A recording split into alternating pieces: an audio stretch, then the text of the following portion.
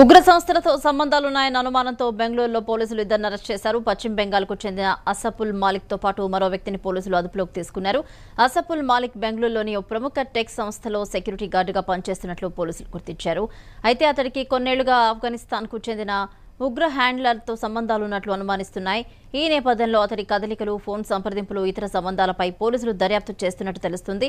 మరో వ్యక్తితో కలిసి ఉగ్ర కార్యకలాపాలకు సంబంధించిన ఏవైనా సహకారం అందించారా అనే కోణంలోనూ విచారణ కొనసాగుతున్నట్టు తెలుస్తుంది. ఇద్దరిని అదుపులోకి తీసుకున్న పోలీసులు వారి నేపథ్యం, సంబంధాలు, ఉగ్రవాద సంస్థలతో ఉన్న లింకులపై పూర్తి స్థాయిలో ఆరా తీస్తున్నారు.